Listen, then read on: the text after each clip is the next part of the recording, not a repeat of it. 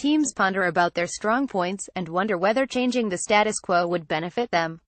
Obviously, if you are a team owner, and your team is currently top tier, changing the formula should be considered a risk. The case that showcases this best is the introduction of the V6 Turbo in 2014. Not that Mercedes wasn't good before, but their engine made a killing amongst other suppliers. Most notably it killed Renault, and I still can't believe that Honda was caught off guard a year later. Mercedes had the best foresight, and realized that the only way of circumventing the token system was to invest a lot up front, and get it right the first time. Indeed, it was they who started development as far back as 2010, albeit using a single-cylinder turbo hybrid setup, before the final formula was even known. In the highly competitive world, foresight comes with the risk. The best ideas are the ones not regulated, or better still, the ones in the gray area.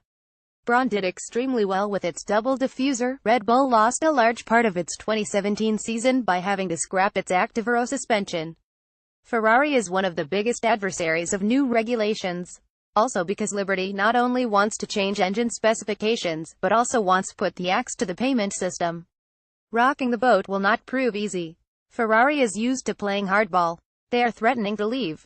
As Mr. B. Ecclestone puts it, if they can't win, they will put forward new regulations, and if the regulations come out where Ferrari think it is going to be a struggle and they can't support the money, then they will leave. This seems unlikely, as Ferrari needs F1 more than F1 needs Ferrari.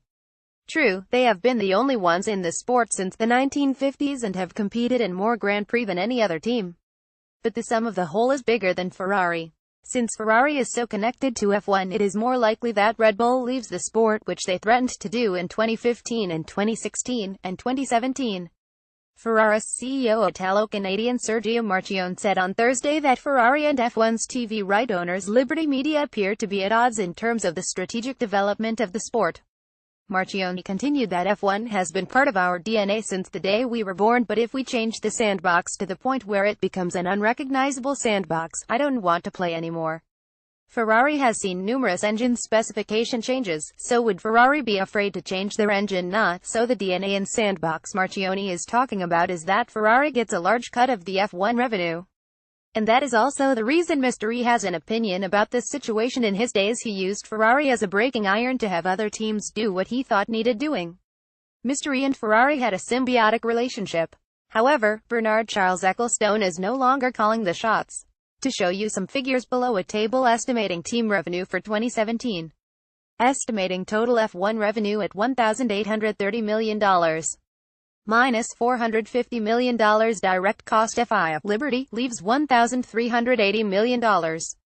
Of this amount, 68% goes to the team's $940 million T1 team, 2016%, T2 team champ. Other total: Ferrari 36,313%, 42.235, 68,181.2, Mercedes 36,119%, 61.739, 35,171.7, Red Bull 36,216%, 51.939, 35,161.9, McLaren 36,609%, 29.230, 95.2, Williams 36,510%, 32.5.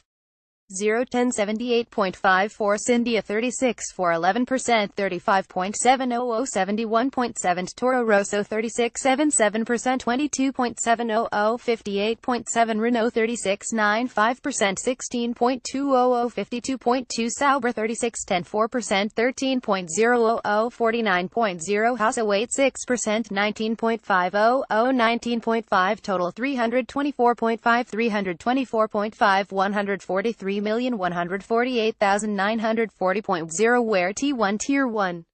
All teams get a fee for starting. This applies for teams having competed for several years. Since it is Haas' second season, their share is 0. Tier 2 is based on the position in previous year team championship. The column percent relates directly to column team 2016. The columns team championship and other are special deals. Ferrari, Mercedes, Red Bull and McLaren have been allowed a special category for Constructors' Championship bonus payments.